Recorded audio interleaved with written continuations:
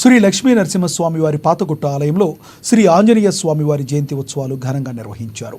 ఉత్సవాల్లో భాగంగా విశ్వక్షేణ ఆరాధన, శ్రీ వాసుదేవ శుద్ధి పుణ్యాహవచనం, స్నపన ఆరాధన, ఆంజనేయ స్వామి వారికి మన్య సూక్త పారాయణంతో పంచామృత సుగంధ ద్రవ్యాలతో అభిషేకం నిర్వహించారు.